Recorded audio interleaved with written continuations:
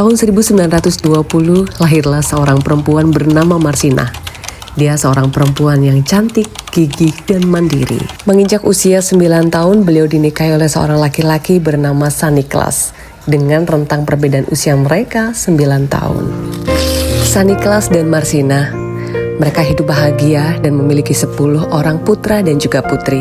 Dengan kehidupan yang sederhana, sebagai seorang pekerja di perusahaan jawat kereta api, mereka berhasil membekali putra-putri mereka dengan pendidikan yang tinggi dan mengantarkan putra-putrinya menuju ke gerbang kesuksesan. Siapakah putra dan juga putri yang beruntung itu?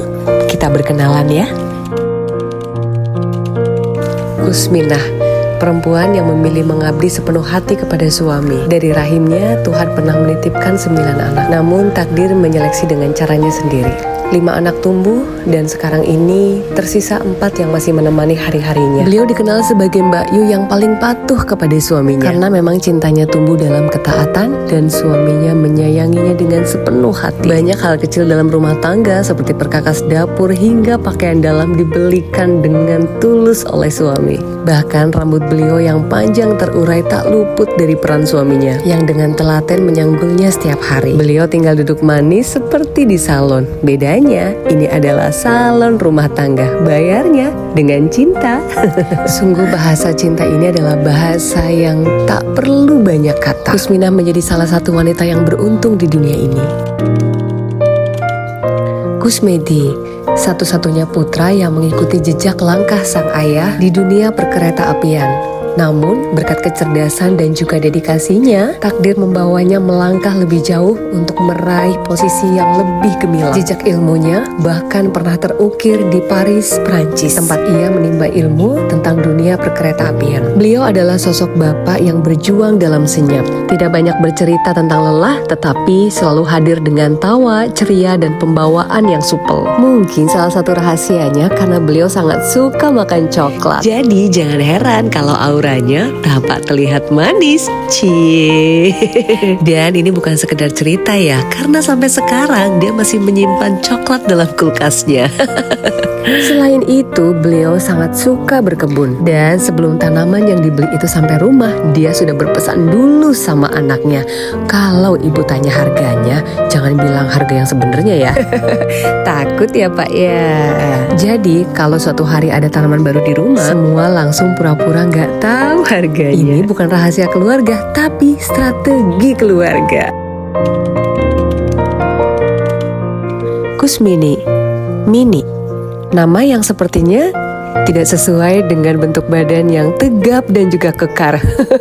Bercanda ya Bu. Tapi beliau ini adalah sosok ibu yang jarang marah kepada anak-anaknya. Namun kalau sudah ngambek, caranya cukup sederhana. Cukup diam, gak menyapa. Tapi percayalah, diamnya itu cukup menegur daripada 1000 kata. Di balik sikapnya yang tenang, terdapat ketangguhan yang luar biasa. Bekerja sebagai staf TU di SMP negeri, namun hidup tidak selalu mudah. Terlebih, dia adalah seorang single parent yang membesarkan 5 orang anak, jadi beliau harus selalu memutar otak untuk mencari tambahan rezeki. Beliau membuat es lilin untuk dititipkan di koperasi sekolah. Beliau juga membuka jasa kredit keliling, mulai dari piring, magicom, perabotan rumah tangga, semua ditawarkan. Masih kurang sibuk, beliau juga membuka jasa menjahit seragam dan juga permak-permak baju tetangga kanan dan juga kiri. Pernah nih ya, saking sibuknya, beliau ini mau berangkat kerja sudah menggunakan seragam atasan yang cantik dan rapi. Tapi beliau lupa memakai rok seragam. Beliau hanya memakai underrok. Lah niku, alhamdulillah nggih Bu, tesi kemutan ngagem underrok. Nek misale kelalen kabeh si kepripun Bu? Kuswarni, perempuan yang tangguh, pekerja keras, dan mandiri. Menikah dengan pria berkebangsaan Sugian dan bersama-sama mendidik putra-putrinya dengan baik. Beliau memang memiliki sifat yang tegas dalam mendidik anak, tapi di balik ketegasannya itu tersimpan hati yang selembut kapas. Di dunia pendidikan, Kuswarni dikenal sebagai guru dengan disiplin yang tinggi, yang seringkali menghadirkan nilai kelulusan yang membanggakan. Bagi para murid-muridnya, ada satu hal yang sangat ikonik, yaitu suara tak tok tak tok terdengar dari sepatu heels atau jingle yang dikenakan sama Bu Nani ketika beliau melangkahkan kaki di sepanjang koridor sekolah. Yang seketika bisa meredam suara riuh anak-anak di dalam kelas. Tapi ketika menjadi kepala sekolah, mendadak Bu Nani punya hobi baru, yaitu beduli suket di sepanjang taman sekolah. Sepertinya sih ini trik halus beliau ya untuk memantau para guru kelas yang sedang mengajar di kelasnya masing-masing. Cara yang sederhana tapi penuh makna. Dan kini di masa pensiun, beliau menyibukkan diri dengan kegiatan-kegiatan yang menenangkan hati. Mengaji bersama dengan saudara-saudara tercinta dan juga dengan ibu-ibu dan juga nini-nini dari seluruh pelosok kesugihan. Yang kini bisa menjadi sahabat setia di masa senja. Dan tentunya bersama dengan anak cucu buyut tercinta dan tidak ketinggalan bersama dengan anggrek-anggrek kesayangannya yang diperlakukan seperti bayi baru lahir. Kuswandi, dia adalah sosok yang kuat, tangguh, dan berwibawa. Tapi buat adik-adiknya, sosok Kuswandi ini adalah sosok yang usil. Menurut mereka, keliwat saking usile pokoknya. Suatu hari nih sedang jalan-jalan bersama adiknya, yaitu Bu Titi kecil. Karena si adik merasa pernah melihat burung dara di sebuah pohon besar, jadi beliau itu kasih tahu ke kakaknya. Dengan jari telunjuknya, beliau berkata, "Mas, kulo tahu ngertos onton manuk dara teng mriko." Tapi reaksi kakaknya justru lain. Hus, jangan nunjuk-nunjuk, nanti kamu kesambet. Cepetan sikit dirijine lebokna mengsilit. Karena masih polos, si Ade mengikuti perintah dari kakaknya. Lebokna sing jero, terus baru gue didilat. Dan si Ade ya mau-mau aja disuruh begitu. Bukan hanya kepada adik-adiknya, tapi juga dengan teman-temannya. Pernah nih ada cerita, saat bermain dengan temannya, beliau ini merasa ingin buang angin. Tetapi dia iseng, dia menadahkan tangannya di bagian belakang. Tetapi bukan hanya angin saja yang keluar, ada bonus kecil yang keluar dan menempel di tangannya. Apakah bonus itu? Paham ya? Bukannya panik, terbersit ide jahil. Dia langsung memberitahu ke teman-temannya. Tapi tentu saja temannya gak percaya, karena dia ingin membuktikan ke temannya. Dan berakhir secara tidak sengaja tangan itu menempel ke wajah temannya. Bisa dibayangkan bagaimana reaksi itu temannya, kemudian menjerit sekencang-kencangnya dan mengadu kepada orang tuanya. Bahkan setelah menikah, istrinya pun sering menjadi korban keisengannya. Pernah suatu hari sang istri sedang merasa tidak enak badan, jadi dia minta tolong sama suaminya. "Pak, kerokin nyong lah." Sebagai suami yang baik, dengan sigap dia menolong istrinya. Sang istri duduk manis dan menunggu dikerok seperti biasa oleh suaminya. Waktu berlalu cukup lama dan rasanya kok aneh, gak seperti kerokan pada umumnya. Dari belakang anaknya mendapati Kuswandi ini mengerik istrinya dengan menggambar bibir besar di punggung istrinya.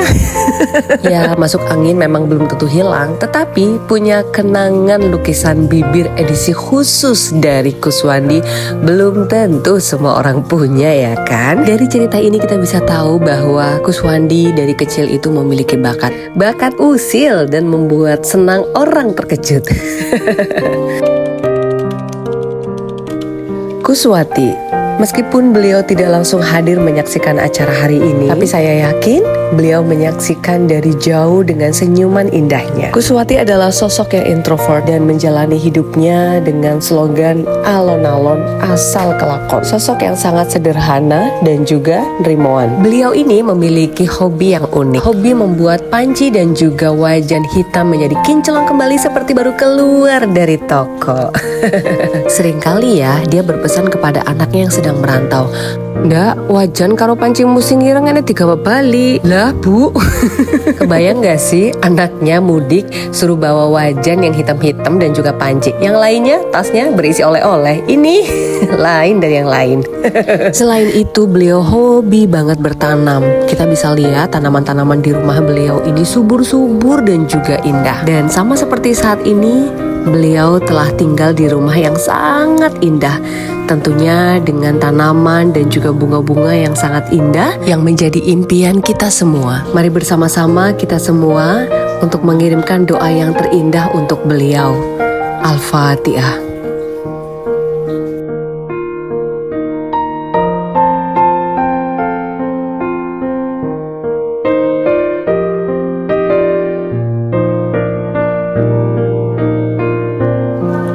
Amin amin ya Allah ya Rabbal Alamin. Bahagia selalu di sana ya Bu ya. Kusmiarsi, nama yang sangat anggun, nama yang kalau dipanggil ini seperti tokoh utama dalam film kolosal. Tapi menariknya, nama Kusmiarsi berubah menjadi Titi. Yang pasti ini menjadi panggilan sayang dari orang tua kepada beliau. Yang jelas perubahan dari nama yang anggun menjadi nama yang manis tentunya ada sebuah kehangatan dan juga kedekatan di balik sosok Kusmiarsi dengan keluarganya. Dari dulu postur tubuhnya memang kecil tetapi gesitnya luar biasa. Melayunya banter banget, naik lagi kasih dicekok jarang kena. Hobi juga naik pohon atau penekan ngasih wite pada mentiung. Jan, Titi, Bu Titi.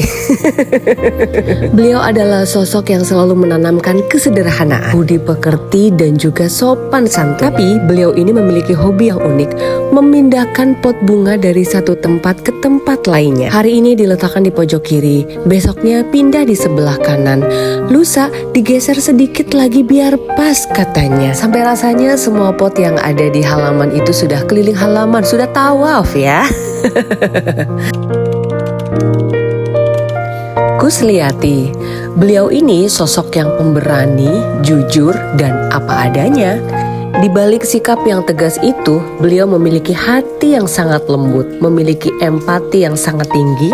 Ya, kira-kira bisa langsung meleleh kalau lihat orang susah. Sedikit menceritakan tentang masa kecil beliau waktu bermain dengan kakaknya, yaitu Bu Titi. Suatu hari bersama dengan kakaknya, mereka berdua ini memanjat pohon. Zaman dahulu ketika mau memanjat pohon, kedua kakinya diikat dengan pelepah pisang.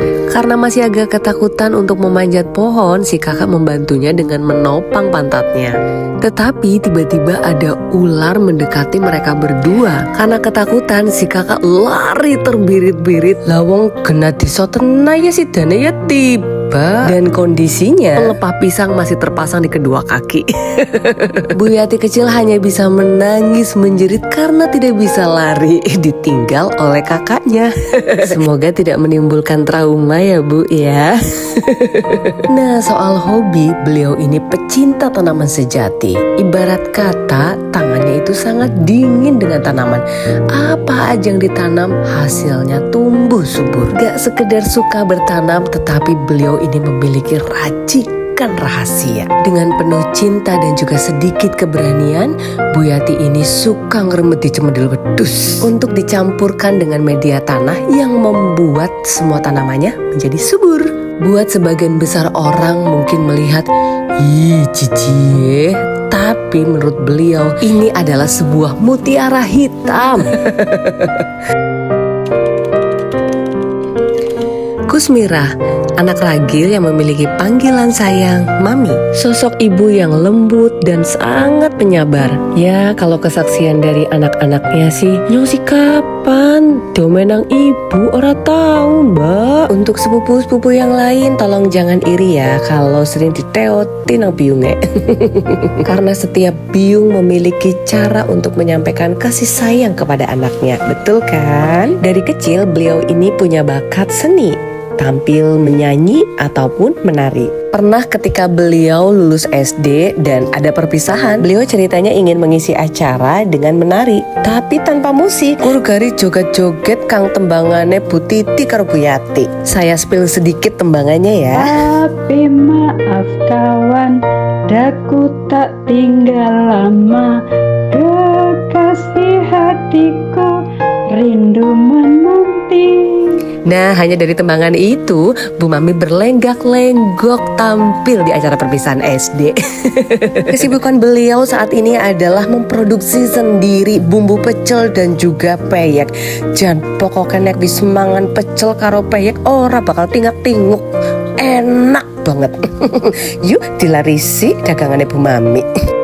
Dan sekian cerita dari mereka 10 putra dan juga putri dari Mbah Mar dan juga Mbah Saniklas. Persembahan dari kami, anak, cucu dan juga buyut untuk Bapak, Ibu, Mbah tersayang. Kami hanya bisa mendoakan untuk kesehatan dan juga kebahagiaan Bapak dan Ibu semua.